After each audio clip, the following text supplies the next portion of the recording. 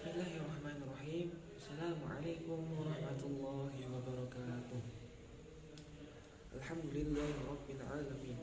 Wassalatu wassalamu ala asyrafil anbiya'i wal mursalin sayyidina wa maulana Muhammadin wa ala alihi wa sahbihi ajma'in. Amma ba'd.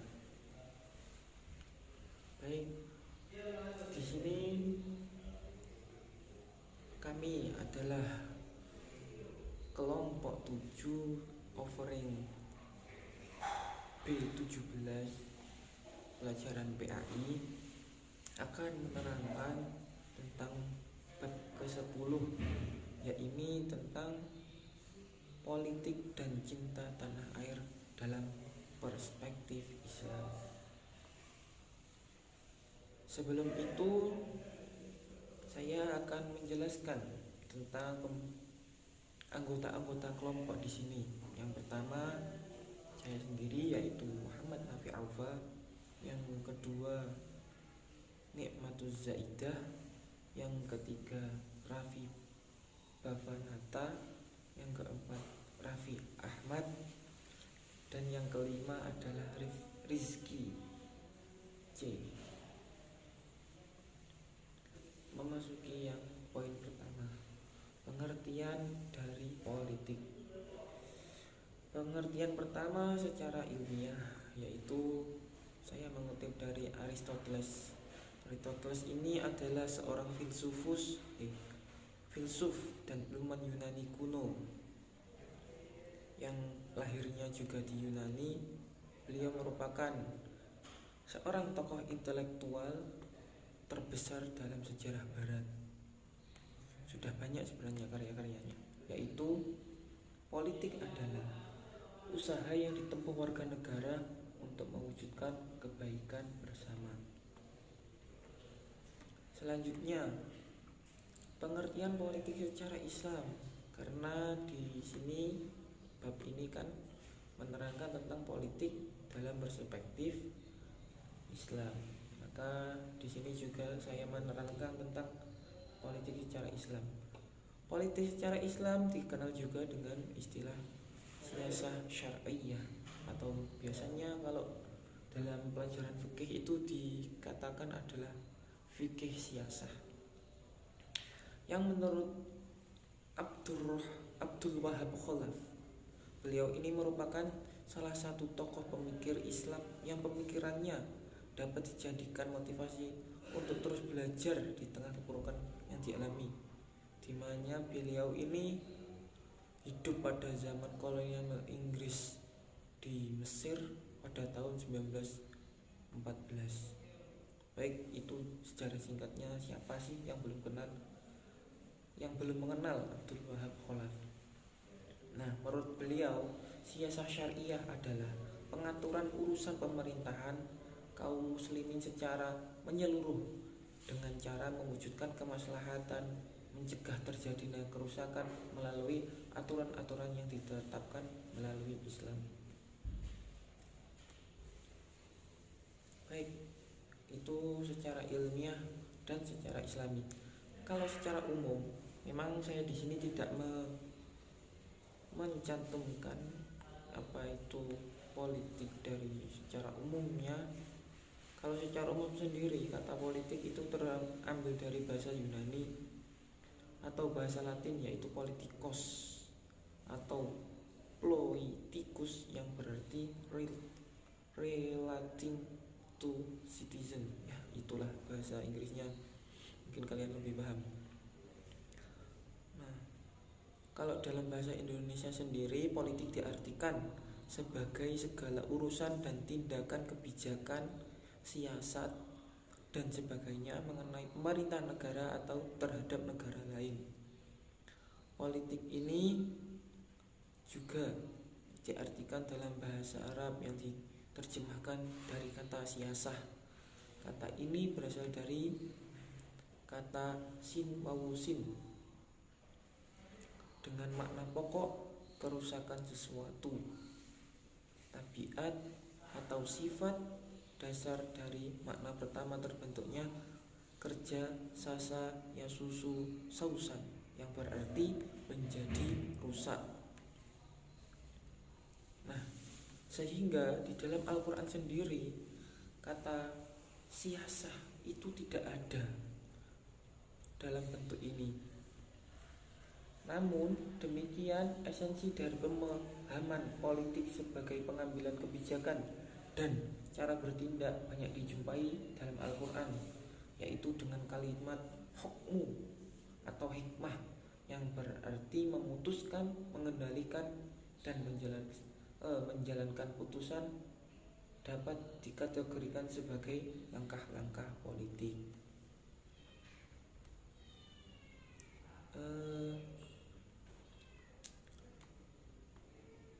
Selanjutnya di poin selanjutnya sejarah politik dalam Islam akan diterangkan oleh kelompok saya yang lain. Selanjutnya adalah sejarah politik dalam Islam. Salah satunya adalah perjanjian Hudaybiyah, yaitu Piagam Madinah. Asal mula Islam sebagai gerakan politik telah dimulai sejak zaman Nabi Muhammad SAW pada tahun 622 Masehi. Pada saat itu, dua kaum yang menguasai kota, yakni Bani Aus dan Bani Khosroj, sedang berselisih. Warga Madinah menganggap Nabi Muhammad sebagai orang luar yang netral, adil, dan imparsial. Diharapkan dapat menyelesaikan konflik ini. Muhammad dan pengikutnya hijrah ke Madinah, di mana Muhammad menyusun Piagam Madinah. Dokumen ini mengangkat Nabi Muhammad sebagai pemimpin kota, sekaligus mengakui sebagai Rasul Allah SWT. Hukum yang diterapkan Nabi Muhammad SAW pada saat berkuasa berdasarkan Al-Quran dan As-Sunnah, yang kemudian dianggap oleh kaum muslimin sebagai syariah atau hukum Islam, yang kini ingin ditegakkan oleh gerakan Islam.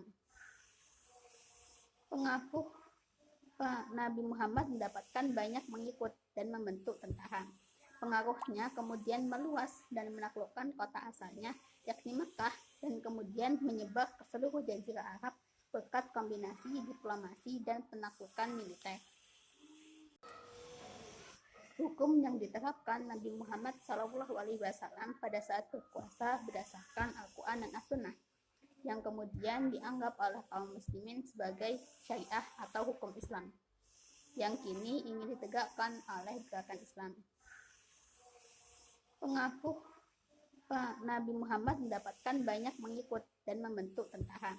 Pengaruhnya kemudian meluas dan menaklukkan kota asalnya, yakni Mekah, dan kemudian menyebar ke seluruh jazirah Arab berkat kombinasi diplomasi dan penaklukan militer.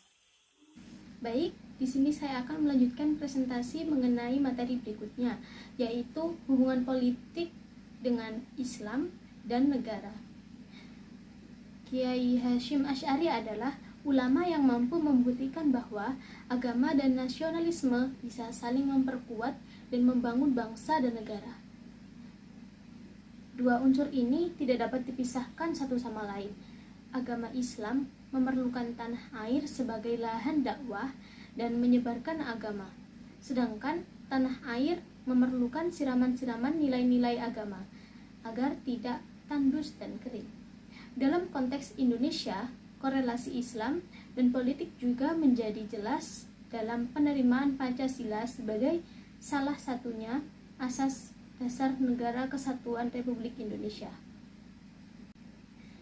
Di sini Islam juga sering disebut sebagai agama yang kafah, agama yang mengatur seluruh tatanan kehidupan umatnya, mulai dari hal yang terkecil seperti cara memakai dan melepas sandal, hingga hal yang besar seperti tata cara berpolitik yang bertujuan untuk mengatur hajat hidup orang banyak.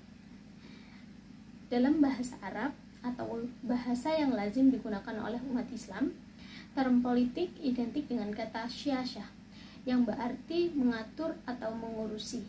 Sehingga jika diartikan secara terminologi, politik dalam Islam atau syiasah bisa bermakna tata cara mengatur atau mengurus seluruh umat Islam. Berkaitan dengan hal ini, Nabi Muhammad SAW bersabda, "Siapa saja yang bangun pagi dengan tujuan selain Allah, maka ia bukanlah hamba Allah. dan siapa saja yang bangun pagi namun tidak memperhatikan urusan kaum muslimin, maka ia bukan dari golongan mereka. Hadis riwayat Al-Hakim. Namun, yang menjadi persoalan mendasar adalah bagaimana bentuk politik Islam secara jelasnya. Apakah Madinah yang dipimpin oleh Nabi Muhammad SAW bisa dikategorikan sebagai manifestasi dari formulasi politik beliau? Di sini, menurut kami, Piagam Madinah merupakan undang-undang berisi perjanjian yang menetapkan hak dan kewajiban bagi kaum muslimin, kaum Yahudi, serta kelompok-kelompok lain di kota Madinah, sehingga bisa menjadi suatu komunitas yang di dalam bahasa Arab disebut dengan ummah. Nah, kalimat ummah sendiri dalam Piagam Madinah terdapat 2 pasal, yakni pasal 1 dan 25. Menurut ahli syariati, konsep ummah dalam pasal 1 Piagam Madinah bersifat eksklusif, hanya bagi umat Islam. Hal ini berarti golongan manusia yang tidak berakidah sama tidak dapat disebut sebagai umat yang satu, sehingga konsep ummah dalam pengertian khusus atau pengikut Nabi Muhammad SAW berlaku di sini. Sedangkan dalam pasal 25, golongan Yahudi dan sekutunya sebagai bagian dari ummah, sehingga konsep ummah secara umum yaitu seluruh generasi umat manusia tanpa memandang batasan agama berlaku dalam pasal ini. Jika menilik perbedaan dari konsep ummah di atas, kami menyimpulkan bahwa Nabi Muhammad SAW berusaha membangun sebuah negara yang menaungi berbagai golongan, tanpa membedakan suatu suku maupun agama, di mana beliau sebagai pemimpin negara yang berhak mengambil keputusan jika dalam setiap permasalahan sebagaimana tertera dalam pasal 23. Nabi Muhammad SAW telah mengajarkan kepada umatnya cara membangun sebuah negara atau disebut dengan state dengan tingkat heterogenitas tinggi, sehingga salah jika ada orang yang mengatakan bahwa Nabi Muhammad hanyalah bertugas untuk menyampaikan risalah tanpa memperhatikan keadaan sosialitas politik masyarakat Madinah waktu itu. Jadi, di sini ada poin penting yang dikemukakan oleh Kiai Haji Hashim Muzadi. Jangan sampai agama rusak ditekan negara dan negara rusak karena tidak didukung agama. Baik, kembali lagi ke saya akan menerangkan tentang poin penting juga ini dalam politik dalam agama Islam. Sebagai contoh yaitu agama Islam sendiri dibawa oleh Nabi kita sendiri, maka dari itu perlulah diri kita sebagai umatnya Nabi untuk dalam berpolitik atau dalam memimpin suatu politik, maka memerlukan untuk mencontoh perilaku beliau. Baik, tauladan Nabi sebagai pemimpin politik. Nomor 1, tidak bisa mengikuti persis sesuai dengan kehidupan Nabi Muhammad SAW, atau dalam kata lain tahu kondisi. Jadi bagaimana sih? Kenapa kita tidak boleh mengikuti persis sesuai dengan ajaran Nabi terdahulu? Nanti ada yang bilang ini nggak sesuai dengan kejadiannya Nabi dahulu, maka bid'ah. Negara ini harus negara Islam, negara khilafah. Tidak bisa seperti itu. Maka peran inilah yang harus kita ketahui dalam mengawal politik di dalam negara. Nah, memang sangat penting agama dan politik ini yang sudah dijelaskan tadi sebelumnya. Oke, yang kedua adalah mempersatukan umat atau berkorban secara lahiriah. Nah, mempersatukan umat ini sebenarnya sudah ada dalam contoh yang di atas ya, yaitu tentang sejarah kenabian ya Allah, sejarah politik dalam Islam, yaitu tentang bagaimana sikap Nabi Muhammad ketika mengikuti perjanjian Madinah, yaitu perjanjian Hudaybiyah. Tentang itu, ketika itu saat Nabi mengirimkan suatu surat kepada pihak lawan, beliau menggunakan kata bismillah untuk pertama kalinya, maka surat itu ditolak dan perjanjian itu tidak bisa, maka dikembalikan lagi. Lalu Nabi Muhammad kembali memberikan surat kedua, yaitu tentang dengan nama surat ini, maksud saya surat ini ditulis oleh Muhammad Rasulullah. Dengan konteks itu, Muhammad Rasulullah ini oleh pihak lawan juga tidak diterima. Kalau diterima, maka tidak adalah perjanjian ini. Karena itu Nabi Muhammad lebih mengalah, lebih berkorban secara lahiriah, yaitu juga menghapus kalimat Rasul Allah. Selanjutnya, mau mendengar perkataan orang lain atau musyawarah. Sangat penting. Bagaimana politik ini adalah musyawarah, yaitu mencapai suatu keberhasilan bersama dengan cara bersama, yaitu musyawarah itu. Yang keempat, mementingkan kemaslahatan bersama. Penting, politik itu tentang bersama, tentang bijaknya dari rakyat, suatu rakyat untuk dari rakyat oleh rakyat untuk rakyat. Maka itu kemaslahatan bersama ini sangat dipegang teguh oleh kita semua dalam menjadikan politik dan agama ini bisa bersatu, tidak bertolak belakang. Yang kelima adalah bersikap amanah. Amanah di sini adalah pengertiannya tahu tugas. Kalau orang tidak tahu tugasnya, maka tidak akan bisa menjalankan. Tapi kita juga harus bisa untuk mampu melaksanakan. Ada orang yang tahu tugas tapi tidak mampu melaksanakan, masuk ke politik. Ini yang akan menjadikan politik ini rancu. Maka bersikap amanah, yaitu dalam artian tahu tugas dan mampu melaksanakan, adalah hal yang penting juga dalam mengikuti tauladan Nabi sebagai pemimpin politik. Mungkin dari slide ini cukup. Selanjutnya akan saya kembalikan ke teman-teman yang lain untuk menjelaskan slide-slide berikutnya. Terima kasih.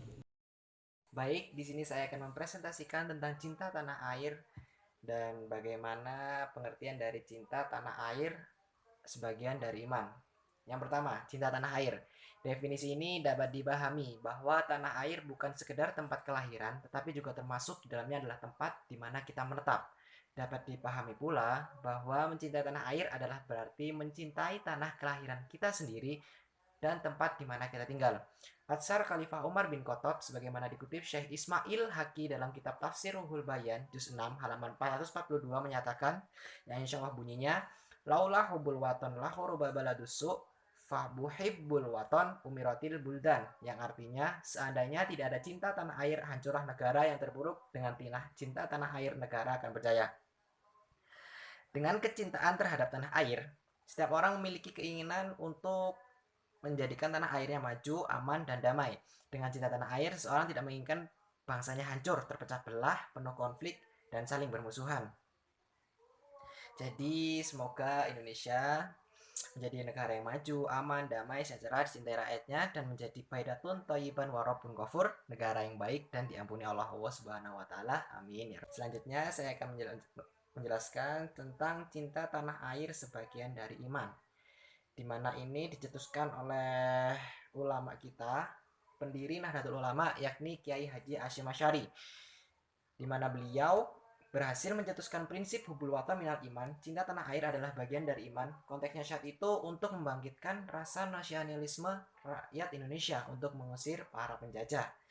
Namun dengan berjalannya waktu, konsep hubul watan minal iman masih terlaksanakan penggunaannya hingga kini, masa lestari, hingga era sekarang di zaman kita.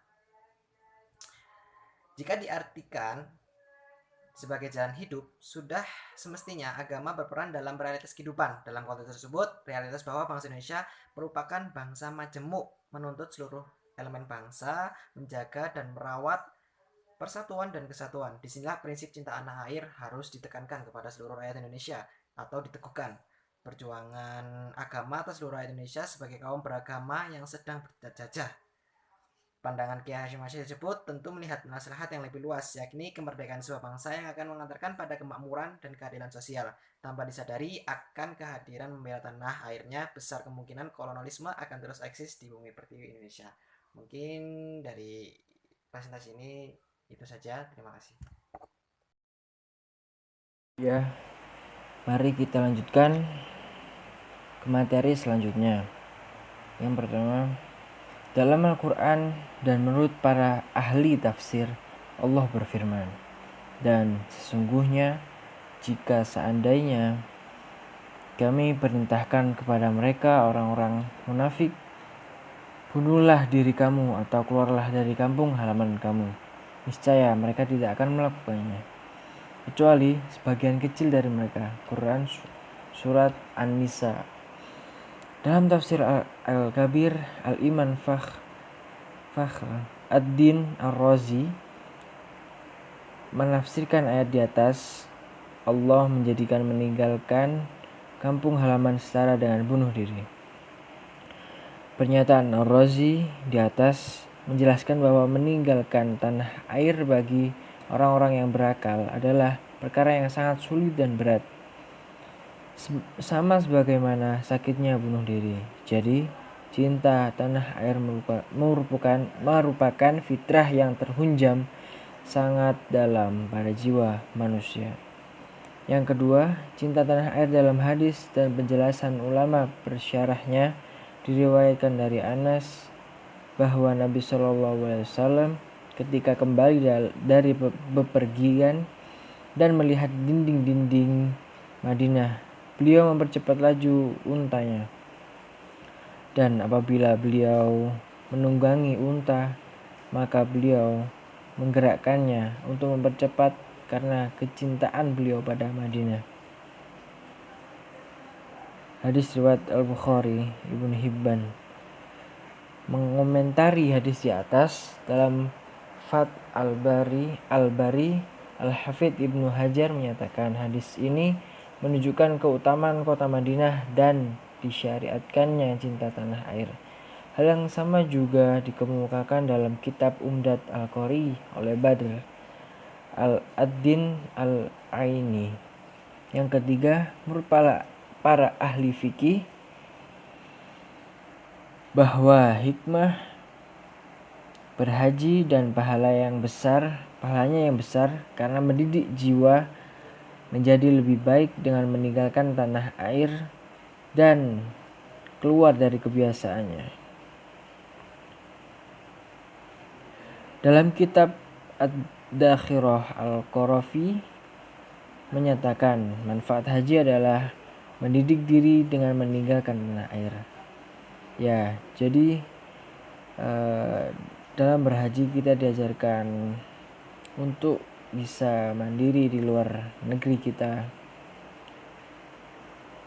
bisa lebih bisa mendidik kemampuan kita apabila kita tidak di negeri kita sendiri, seperti kayak lebih survive kayak lebih mandiri soalnya kita tidak dalam negeri kita sendiri, misalkan di negeri orang lain gitu ya, seperti itulah. terakhir, menurut para wali, orang-orang soleh senantiasa mencintai tanah air. Dalam kitab Hilyat al-Auliya, Abu Nuaim meriwayatkan dengan sanadnya kepada pimpinan kaum zuhud dan ahli ibadah, Ibrahim bin Adam, ia berkata, saya tidak pernah merasakan penderitaan yang lebih besar daripada meninggalkan tanah air. Memang kita dilahirkan di negeri ini. Apabila kita meninggalkannya, otomatis seperti kayak enak gitu. Ya sih, kayak meninggalkan, apalagi kayak kampung halaman. Ya sama seperti gitu rasanya. Kayak kita meninggalkan untuk mencari ilmu itu rasanya berat. Ya, tapi kita memang diwajibkan untuk menuntut ilmu meskipun di luar negeri maupun di luar kota. Mungkin hadam ini, syukron. Apabila ada kesalahan kata dan kekurangan, kami mohon maaf yang sebesar-besarnya. Assalamualaikum warahmatullahi wabarakatuh.